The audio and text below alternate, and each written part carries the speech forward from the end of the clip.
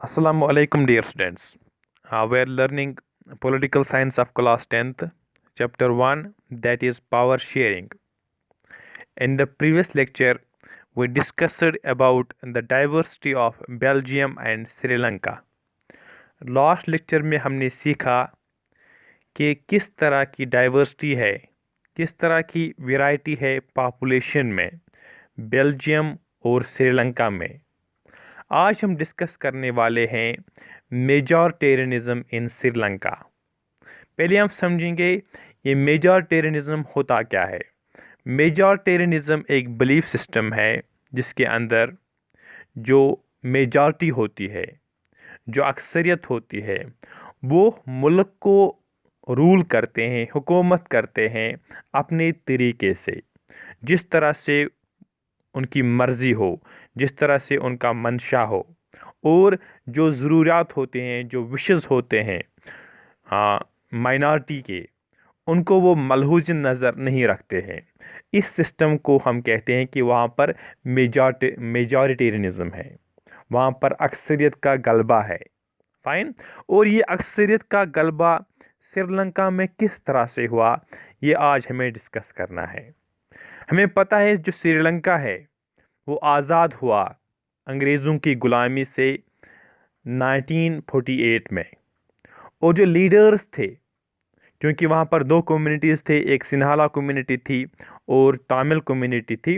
जो लीडर्स थे सिन्हाला कम्युनिटी के, उन्होंने अपना गलबा किया गवर्नमेंट पर।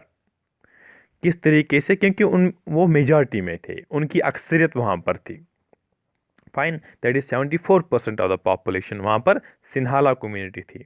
इस वजह से हम देखते हैं कि जो वहाँ पर जमहूरी तर्ज की जो हुकूमत थी, उन्होंने बहुत सारे इक़दाम किए, क्योंकि वहाँ पर सिन्हाला लोगों का गलबा था, तो वहाँ पर उन्हें बहुत सारे मेजॉरिटेरियन इक़दाम किए ताकि वहाँ पर जो सिन्हाला सुप्रीमेसी है, जो सिन्हाला कम्युनिटी की बरतरी है, वो वहाँ पर कायम रह सके। फाइन, ये किसने किया? ये सिन्हाला कम्युनिटी ने किया। और हमें याद रखना यहाँ पर चाहिए कि ये जमहूरी तर्ज पर मुंतखब हुकूमत थी, ये कोई तानाशाह नहीं था, कोई बादशाह नहीं था। और जब यह गवर्नमेंट वहाँ पर बनी तो हम देखते हैं उन्होंने बहुत सारे इक़दाम किए। पहला इक़दाम जो उन्होंने किया 1956 में, उन्होंने एक कानून वहाँ पर बनाया जिसमें वहाँ पर उन्होंने एक ही ऑफिशियल लैंग्वेज वहाँ पर रखी, वो ऑफिशियल लैंग्वेज थी सिन्हाला। सिन्हाला ज़बान उनने ऑफिशियल लैंग्वेज वहाँ की रखी, श्रीलंका की रखी। और इस तरह से उन्होंने जो तमिल ज़बान थी उसको नज़रअंदाज कर दिया।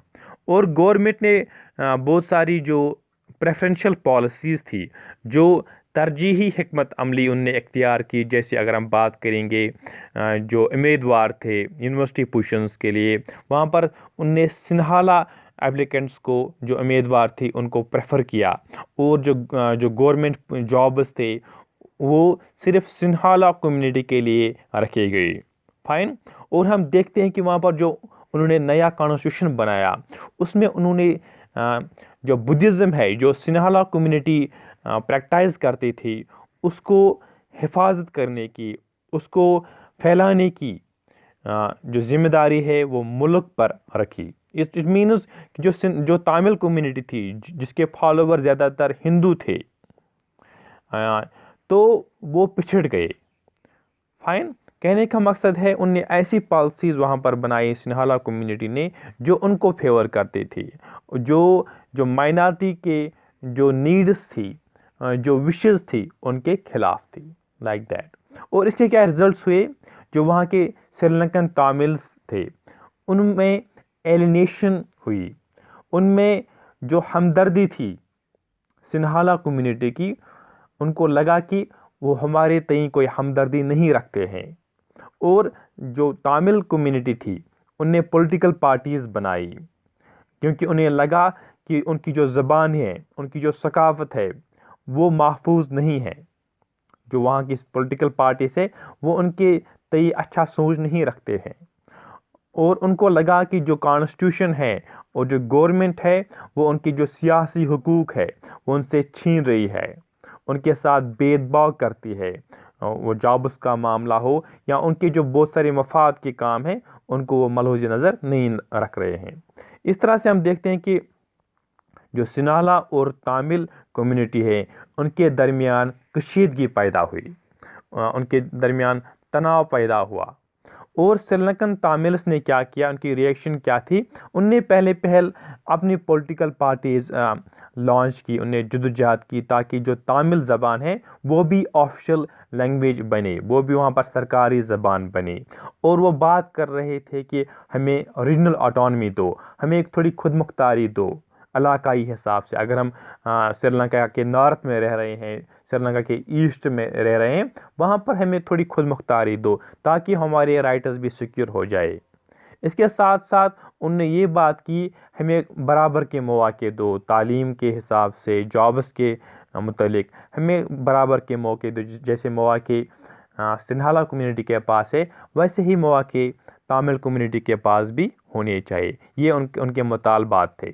لیکن یہ جو ڈیمانڈس تھی، ان کی جو مطالبات ان کے تھے، ان کو وقتاً فوقتاً ان کو انکار کیا گیا، ان کو نامنظور کیا گیا۔ ہم دیکھتے ہیں کہ 1980s میں بہت ساری پولیٹیکل آرگنائزیشنز وہاں پر وجود میں آئی، جن نے پھر ڈیمانڈ کی ابھی ہمیں الگ ہی چھوڑ دو، ہمیں آزاد چھوڑ دو، ہمیں ایک تامل ایلم دو، ہمیں ایک تامل ملک دو، جو وہاں کا ناردرن علاقہ ہے، شمالی علاقہ ہے، اور جو وہاں کا جو مشرقی علاقہ ہے سری لنکا میں، وہاں پر ہماری ایک الگ اسٹیٹ اب ہونی چاہیے، کیونکہ جو ان کی جو ڈیمانڈس تھی، جو ان کے حقوق تھے، وہ ڈینائی کیے جاتے تھے سری لنکا میں۔ جو سنہالا کمیونٹی ہے وہ ان کو نہیں دے رہی تھی، وہ ان کو نامنظور کرتی تھی، ان کا انکار کرتی تھی۔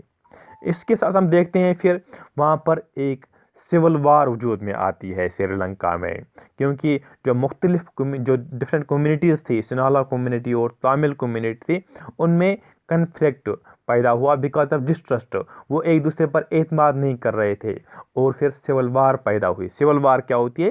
سول وار ایک کنفلکٹ ہوتا ہے ود ان دا کنٹری، جو اپنی کمیونٹیز کے درمیان ہوتے ہیں، اور پھر وہ جنگ جیسی صورتحال پیدا ہوتی ہے، جسے ہم پھر سول وار کہتے ہیں۔